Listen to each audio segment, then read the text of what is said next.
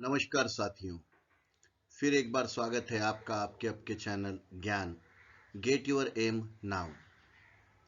जैसे कि मेरे साथी जानते ही हैं, हम लोग हमारे इस चैनल में सीसीएस सीसीए रूल्स के बारे में डिस्कशन करते रहते हैं। आपका प्यार ऐसा ही मिलता रहे जैसा अभी तक चल रहा है। और दोस्तों, आज के इस वीडियो में हमने लीव ट्रैवल कंसेशन पर यह वीडियो आज की बनाई हुई है। कोई भी सरकारी कर्मचारी हो, उसके साल का एक बहुत प्यारा सा सेशन होता है लीव ट्रैवल्स। तो ये लीव ट्रैवल कंसेशन कैसे मिलती है, इसके क्या बेनिफिट्स होते हैं, क्या होता है इसमें, इसके बारे में आज के वीडियो में हम लोग जानेंगे। अभी नवोदय की एग्ज़ाम का फॉर्म भरा जा चुका है। नवोदय में 3 तरह की एग्ज़ाम आई थी। एक डायरेक्ट रिक्रूटमेंट है, एक एलडीसीए है और एक नॉर्थ ईस्ट के लिए स्पेशल ड्राइव आ रखा है। तो जिन भी साथियों ने वाइस प्रिंसिपल के लिए फॉर्म भरा होगा, उनके लिए ये वीडियो ज़रूर फ़ायदे कारक रहेगी, उनका ज़रूर इसमें फ़ायदा होगा। तो चलो साथियों, फिर शुरू करते हैं। आज का हमारा पहला सवाल देखते हैं। और हाँ, अगर अभी तक आपने मेरे इस चैनल को सब्सक्राइब नहीं किया है तो ज़रूर इसको सब्सक्राइब करिए, शेयर करिए, लाइक करिए। हो सकता है आपके एक शेयर करने से आप ही किसी साथी का फ़ायदा हो जाए। तो चलिए शुरू करते हैं आज का हमारा पहला सवाल। Which is or are true in respect of LTC for Jammu and Kashmir. हाँ दोस्तों, एक ध्यान रखना है कि सीधे सीधे सवाल नहीं आएंगे। जो अभी वाइस प्रिंसिपल या प्रिंसिपल की एग्ज़ाम होगी, उसमें आपको एकदम सीधे सीधे प्लेन क्वेश्चन नहीं आएंगे। इसी तरह के जैसे कि मैंने यहाँ दे रखा है, which is or are true in respect of LTC for Jammu and Kashmir. अगर कोई जम्मू एंड कश्मीर से एलटीसी लेता है तो निम्नलिखित में से कौन सी बात सही रहेगी। Number 1, officers entitled to travel by air may also travel by private airline from their headquarter to any place in JNK। अगर कोई व्यक्ति सरकारी एयरलाइन से जा सकता है तो साथ ही साथ वो, मतलब जिसको एयरलाइन से जाने का इंटाइटलमेंट है, आप लोग सभी जानते होंगे कि अबव 9 रैंक जो है हमारी, मतलब पे बैंड 9 से अबव में जो भी अधिकारी हैं, उनको एयरलाइन फेयर अलाउ किया गया है एलटीसी के लिए। तो वो हेडक्वार्टर से सिर्फ एयर इंडिया ही नहीं, किसी भी प्राइवेट एयरलाइन से जा सकते हैं JNK से। पहला ऑप्शन कहता है। Number 2, officers not entitled to travel by air may be permitted to travel by private airlines between Delhi and Amritsar and any place in JNK। Number 2 की जो ट्रैवल्स एयर फेयर नहीं, मतलब एयर से नहीं जा सकते ऐसे कर्मचारी। Number 3, fare should be limited to LTC 18, limited fare होगा। Number 4, fare the scheme is extended up to 25/9/2018। तो इसका ऑप्शन क्या है, सही जवाब क्या होगा। Only 3, number 2 none of these, number 3 only 1 2 3, या नंबर 4 ऑल दी अबव। तो दोस्तों, इसका सही आंसर है ऑल दी अबव। जो भी हमारे सरकारी कर्मचारी मित्र होंगे, वो उपरोक्त सभी स्कीमें ले सकते हैं। अगर वो JNK से हेडक्वार्टर से JNK या JNK से हेडक्वार्टर ट्रैवल करना चाहते हैं तो कोई भी प्राइवेट जेट हो या प्राइवेट फ्लाइट हो या कोई भी फ्लाइट हो, वो ले सकते हैं। हमारा अगला सवाल, what is the special relaxation is admissible to the government servant serving in Ladakh region. आप जैसे ही जानते होंगे, hard region central government employees के लिए हार्ड रीजन में लद्दाख आता है। इधर में पूरा नॉर्थ ईस्ट आता है, आसाम का कुछ हिस्सा छोड़ दो तो ये जो हार्ड रीजन में लोग रहते हैं, उनके लिए कुछ रिलैक्सेशन है क्या? तो कौन सी? Number 1, he or she is entitled by air travel between Leh and Srinagar, Jammu and Chandigarh during winter season with his or her spouse and 2 dependent children। मतलब जो सरकारी कर्मचारी लद्दाख में पोस्टेड है, तो लेह या श्रीनगर के बीच में या जम्मू एंड चंडीगढ़ के बीच में विंटर के दौरान अपने फैमिली के साथ, हीज और हर स्पाउस और 2 डिपेंडेंट चिल्ड्रन के साथ ट्रैवल कर सकता है। तो अब यहाँ पे डिपेंडेंट चिल्ड्रन में समझ लीजिए दोस्तों, बच्चे अगर बॉयज़ है तो 18 साल तक के, और अगर गर्ल्स है तो 24 साल तक की लड़कियों को ये अलाउ किया गया है डिपेंडेंट चिल्ड्रन बोल के। दूसरा ऑप्शन है हमारा, he or she is entitle by air travel between Leh and Srinagar, Jammu and Delhi during winter season with his or her spouse. ऊपर में चंडीगढ़ था, इसमें दिल्ली है। Number 3, he or she is entitled by air travel between Leh and Srinagar, Jammu and Chandigarh during summer season। ऊपर में दोनों में winter था, इसमें समर सीजन है, with his or her spouse and 2 dependent children। और ऑप्शन 4 है none of the above. तो क्या आंसर होगा इसका? इसका आंसर है number 1, he or she is entitled by air travel between Leh and Srinagar, Jammu and Chandigarh during winter season with his or her spouse and 2 dependent children। मतलब वो सरकारी कर्मचारी अपने 2 डिपेंडेंट चिल्ड्रन के साथ और अपने पति या पत्नी के साथ लेह से श्रीनगर और लेह से जम्मू या चंडीगढ़ ट्रैवल कर सकता है। हमारा अगला सवाल, booking of air ticket is only permissible in LTC when air ticket is purchased from. ये एयर इंडिया का प्राइवेटाइजेशन होने से पहले का है। फिर भी Air India booking counters, number 2 website of airlines, number 3 messrs Balmer Lawrie and company, number 4 messrs Ashok travels and tours and IRCT website. तो इसका आंसर दोस्तों, एयर इंडिया से भी आप बुकिंग किए तो चलेगा, वेबसाइट ऑफ एयरलाइन से भी किए तो चलेगा, बाल्मेर लॉरी से भी किए तो चलेगा, और आईआरसीटीसी की वेबसाइट, आपके मोबाइल में अगर आईआरसीटीसी का ऐप है तो उससे भी चलेगा। तो इसका आंसर है ऑल द अबव। मतलब आप एयर इंडिया से भी बुक कर सकते, वेबसाइट से भी कर सकते, आईआरसीटीसी के ऐप से भी कर सकते। हमारा अगला सवाल, LTC is not admissible to. अब एलटीसी किसे नहीं मिलती? Number 1, government servant who spouse are employed in railways or national airlines. वह सरकारी कर्मचारी जिसकी पत्नी या पति रेलवेज में या नेशनल एयरलाइन में जॉब करता हो। Number 2, a government servant under suspension however his family can avail the LTC. एखादा सरकारी कर्मचारी है, वो नहीं परंतु उसकी फैमिली एलटीसी ले सकती है। Number 3, government servant who proceeded on leave but resign his post without returning to duty. वो सरकारी कर्मचारी जिसने लीव पे घर गया था और उधर ही जाकर के उसने रिजिग्नेशन दे दिया, तो वो, या नंबर 4 ऑल द अबव। तो दोस्तों इसका आंसर क्या होगा? इसका आंसर है ऑल द अबव। उपरोक्त तो सभी केस में एलटीसी एडमिसिबल नहीं होती। मतलब जो कर्मचारी के पति या पत्नी रेलवेज या एयरलाइंस में, उनको जो सस्पेंड हुआ है उस व्यक्ति को, हाँ उसकी फैमिली को मिल जाएगी। तीसरा, जो व्यक्ति गवर्नमेंट सर्वेंट है जो छुट्टी पे गया था उधर से उसने रिजाइन कर दिया, तो इन तीनों को एलटीसी एडमिसिबल नहीं होगी। हमारा अगला सवाल, the first 4-year block of concession to visit any place in India for LTC started from. जो एलटीसी भारत में शुरू हुई थी उसका पहला ब्लॉक कब शुरू हुआ था?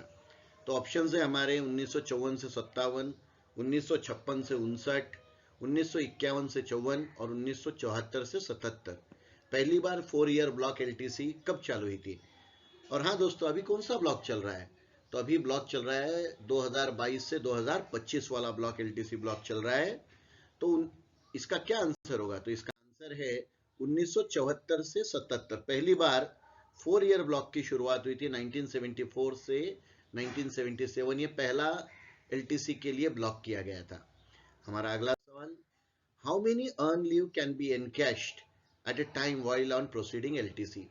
जब आप एलटीसी लेते हो तो एलटीसी आप लीव इनकैशमेंट के साथ भी या उसके सिवाय भी, दोनों तरीके से एलटीसी आप ले सकते हो। तो कितने, अब अगर आपने एलटीसी ली है तो नेचुरल है थोड़ा बहुत खर्चे के लिए पैसा लगेगा, और सरकारी कर्मचारी की हालत सभी जानते हैं, सब लेनदारी चुका करके कोई बहुत ज़्यादा पैसे बचते नहीं। तो अगर हम अपनी 10 डेज की ईएल इनकैश कर सकते हैं, या कितने दिन की ईएल हम इनकैश कर सकते हैं एट ए टाइम, एक साथ कितनी मैक्सिमम है इसमें दोस्तों ध्यान रखना है। ऑप्शन है हमारे 10 डेज, 30 डेज, 20 डेज और 60 डेज। तो इसका सही आंसर है 10 डेज। हम 10 दिन की ईएल इनकैश कर सकते हैं, मैक्सिमम है। आप चाहे तो एक दिन की भी ईएल इनकैश कर सकते। पर हाँ दोस्तों, जब हम ये 10 दिन की ईएल इनकैश करते हैं तो हमारे अकाउंट में मिनिमम ईएल कितनी बैलेंस होनी चाहिए? तो हमारे अकाउंट में मिनिमल ईएल जो है, मिनिमम ईएल होनी चाहिए बैलेंस 30। अगर आपके अकाउंट में 35 ईएल है समझ लो, और आपने 10 ईएल इनकैशमेंट का एप्लीकेशन दिया, तो वो नहीं मिलेगी आपको, सिर्फ 5 ईएल इनकैश हो पाएगी। 30 ईएल आपको अपने अकाउंट में बैलेंस रखनी ही रखनी है। हमारा अगला सवाल, the dependency income from all sources should not exceed the amount. अगर कोई आपके पेरेंट्स है जो आप पे डिपेंड करते हैं, तो उनकी एक डिपेंडेंसी इनकम जो है, नहीं तो उनको आपको इनकम सर्टिफिकेट देना पड़ता है। तो ये डिपेंडेंसी इनकम कितनी होनी चाहिए मैक्सिमम? तो ऑप्शन 1 है 8,000 rupees per month, option 2 3,500, option 3 6,000 and option 4 9,000। तो इसका सही आंसर है 9,000 रुपीज पर मंथ से ज्यादा आपकी डिपेंडेंसी इनकम नहीं होनी चाहिए। 9,000 प्लस उस पे का डीए लागू है, तो आपको डिपेंडेंसी इनकम 9,000 बेसिक से ऊपर नहीं होनी चाहिए। अगर जैसे आपके मम्मी या पापा में से किसी को पेंशन मिल रही है और आप उनके इकलौते पुत्र या पुत्री हो, तो अगर आपके पेरेंट्स की इनकम 9,000 से ज्यादा है तो आपके डिपेंडेंट पेरेंट्स नहीं कहलाएंगे। हमारा अगला सवाल, what special concession is admissible to the government servant working in north east region, Lakshadweep, Sikkim and Andaman Nicobar islands and who leave their family behind at the old duty station. अब जो सरकारी कर्मचारी हार्ड रीजन में, मतलब जैसे नॉर्थ ईस्ट में है, लक्षद्वीप में है, सिक्किम में है या अंडमान निकोबार में जॉब करता है और उसकी फैमिली उसने अपने घर रखी है, ओल्ड स्टेशन पे रखी है, पुराने स्टेशन पे रखी है, तो उसको कौन सी चीज लागू रहेगी, कौन सा स्पेशल कंसेशन मिलेगा? Number 1, can avail LTC to home town once in 2 years. वो एलटीसी जो है 2 साल में एक बार ले सकता है। Number 2, can avail LTC for himself once in a year for from his headquarter to home town or place where family resides or family may avail LTC to visit the government servant at the station of his posting once a year. मतलब एक तो वो घर जा सकता है या उसके घर वाले उसके पोस्ट पे आ सकते हैं।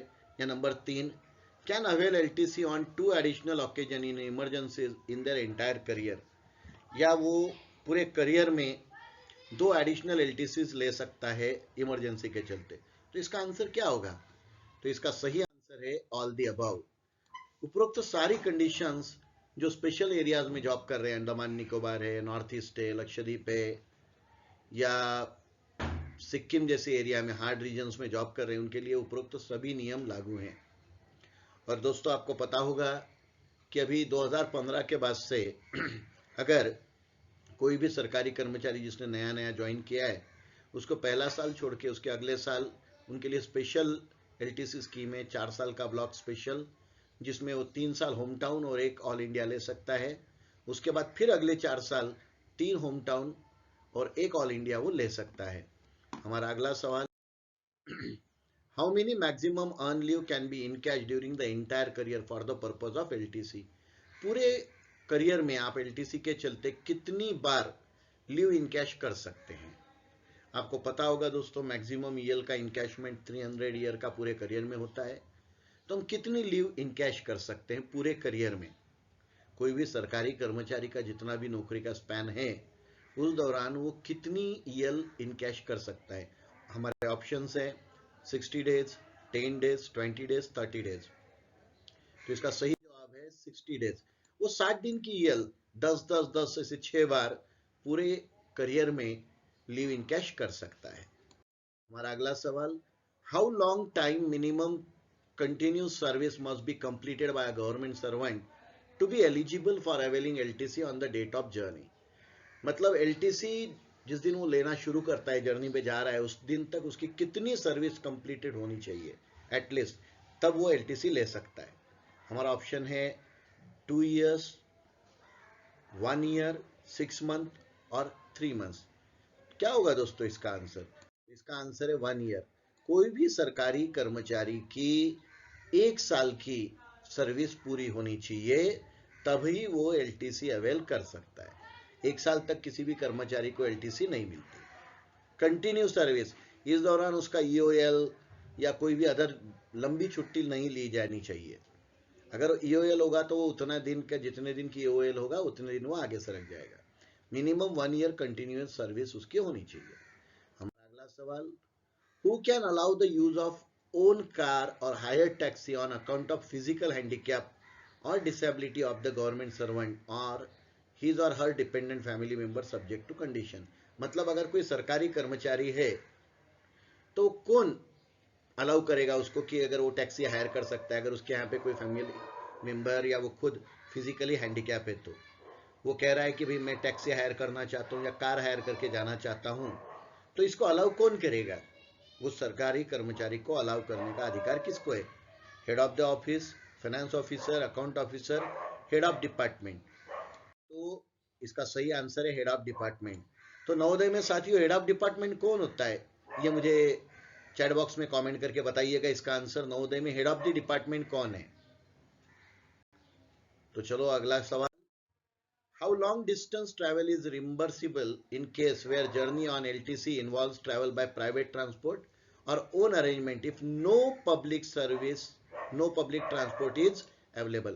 अगर पब्लिक ट्रांसपोर्ट अवेलेबल नहीं है तो कितना डिस्टेंस का जर्नी ट्रैवल आपको रिम्बर्सिबल होता है, पैसे मिल जाएंगे एलटीसी में?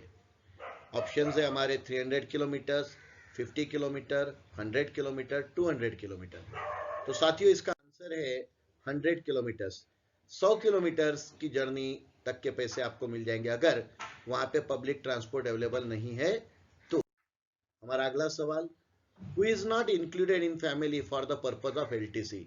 निम्नलिखित में से एलटीसी के लिए फैमिली बोल के किसको नहीं नॉट लिया है, ध्यान रखना है दोस्तों, not included in family for the purpose of LTC. तो हमारे ऑप्शंस है unmarried major brother, step parents, married daughter who have been divorced from their husband if residing with and wholly dependent upon government servant, number 4 step children।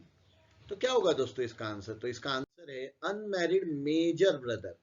हाँ, अगर ये minor brother होता और वो dependent होता सरकारी कर्मचारी पे तो उसको भी हम एलटीसी पे ले जा सकते थे, पर वो मेजर ब्रदर हो गया। मेजर ब्रदर की क्या डेफिनेशन है? मतलब उसकी उम्र 18 साल से ऊपर है, तो वह व्यक्ति फैमिली में इंक्लूड नहीं होता। हमारा अगला सवाल, concession for one block can be carry forward to blank place of the next block. अगर कोई सरकारी कर्मचारी किसी बात के चलते अपना जो एलटीसी है वो ले नहीं पाया तो वो कितने दिन तक आगे बढ़ा सकते हैं? Option 1 3 months, option 2 1 year, option 3 6 month, option 4 9 month. तो इसका सही जवाब है दोस्तों 1 ईयर। 1 साल तक आपका ब्लॉक ईयर आगे सरकाया जा सकता है। अभी जैसे पिछले साल जो एक ब्लॉक ईयर खत्म हुआ 2021 में, कई लोग कोरोना के चलते जा नहीं पाए तो उनका ब्लॉक ईयर अभी 22 तक, दिसंबर 22 तक बढ़ रखा है, वो अभी भी छुट्टियों पे जा सकते हैं। हमारा अगला सवाल, Which one is not true regarding LTC concession availability? Not true। निम्नलिखित में से कौन सी बात LTC के बारे में सच नहीं है? Option 1 it can avail during study leave, number 2 it can avail during regular, casual, special casual leave or vacation, number 3 it can avail during weekends or any other period of holidays alone, number 4 it can avail during maternity leave। तो इसका सही answer है दोस्तों it can avail during weekend or any other period of holidays alone. ये सिर्फ holidays में ही नहीं ले सकते, कभी भी ले सकते आप आपकी अगर आपने ईयर डाल रखी है तो भी ले सकते, वैकेशन में भी ले सकते, मतलब सिर्फ वीकेंड या अदर पीरियड ऑफ हॉलीडेज में ही ले सकते, ऐसा नहीं है। यहाँ पे अलोन ये वर्ड से कंफ्यूजन होता है, ध्यान रखना है। It can avail during weekend or any other period of holiday alone, आप कभी भी ले सकते। हमारा अगला सवाल, the first 2 year block of home town concession for LTC started from.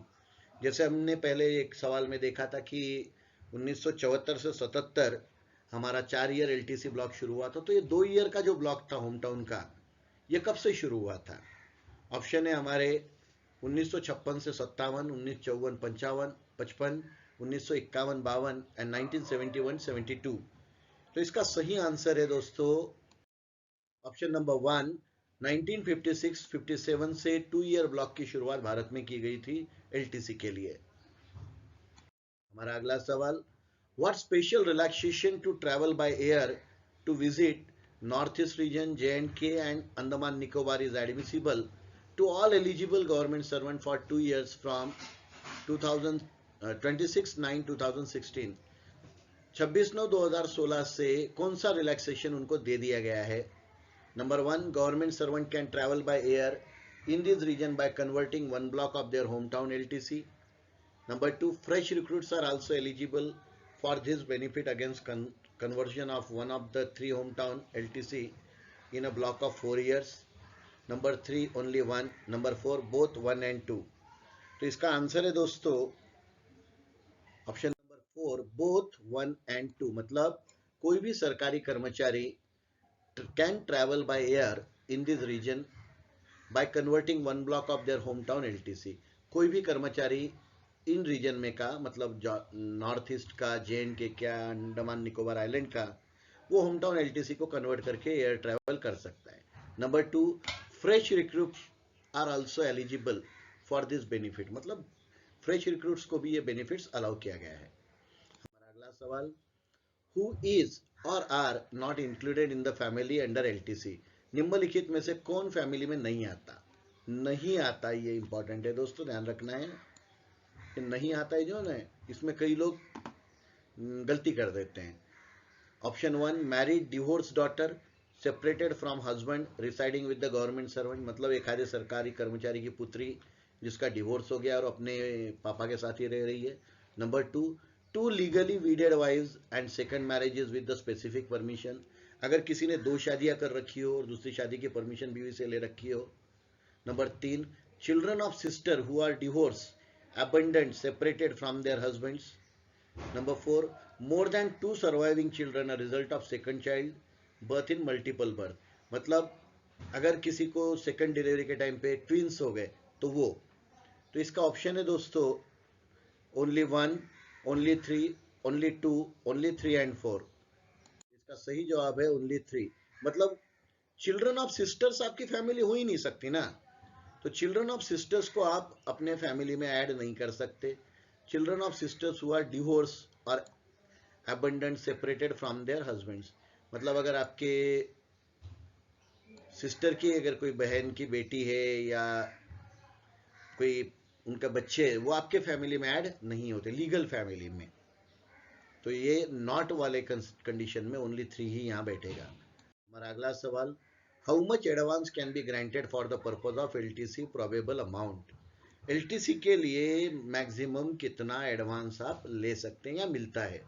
Option 1 70%, option 2 पूरा 100%, ऑप्शन 3 50% एंड ऑप्शन 4 90%। इजी सा सवाल है दोस्तों, आप में से कई लोगों को लग रहा होगा बड़े इजी सवाल है, आप ध्यान में रखिएगा, पेपर इजी टू हार्ड की ओर जाता है, तो कुछ सवाल बहुत ही इजी रहेंगे पर कई बार लोग ओवर कॉन्फिडेंस में इजी वाले सवाल में ही गलतियां करते हैं, तो इसके हमारे इस सवाल का आंसर होगा ऑप्शन नंबर 4 90%। अगर आप एलटीसी ले रहे हो तो आपको 90% एडवांस आप ले सकते हो, वो आप पे डिपेंड करेगा। और हमारा आज का आखिरी सवाल, विच charges is or are रिम्बर्सिबल under LTC, निम्नलिखित में से एलटीसी के लिए कौन से चार्जेस जो आपने खर्चा किया वो मिल जाएगा? नंबर 1, तत्काल charges or premium tatkal charges. Number 2, reservation charges. Number 3, telegram charges for reservation of outward or return journey. Number 4, charges incurred for booking of rail ticket from website of Indian Railways. Number 5, service tax, education cess charges levied on travel by air, road or rail, मतलब आपने कोई अगर railway या air से travel करते वक्त कोई cess दिया होगा, एजुकेशन सेस, या कोई सर्विस टैक्स दिया होगा, या कोई चार्जेस दिए होंगे अदर, तो इसमें से कौन सा है? तो option 1 only 1, 2, 4 and 5 correct, option 2 only 2 and 5 correct, option 3 only 1, 2, 3, 5 correct and option 4 only 1 and 2 correct. तो इसका सही जवाब है option 1, 2, 4 and 5 is correct. Option 3 is not included there, means telegram charges आपको नहीं मिलते, बाकी सारे ही चार्जेस जो मैंने ऊपर में बताए ये सारे ही चार्जेस आपके रिम्बर्स हो सकते हैं। तो आज के लिए इतना ही था दोस्तों, thank you. Please subscribe, like and share my channel Gyan and press the bell icon. अभी तक मेरे जितने भी वीडियोस पब्लिश हुए हैं सबकी लिंक डिस्क्रिप्शन बॉक्स में शेयर की गई है, आप ज़रूर उसको देखिए, शेयर करिए, अपने दोस्तों को भी बताइए। और ये एलटीसी का जो चैप्टर है वो भी आपके सिलेबस के चैप्टर में ऑलरेडी इंक्लूडेड है। तो थैंक यू दोस्तों, आज के लिए इतना ही काफ़ी है, थैंक यू।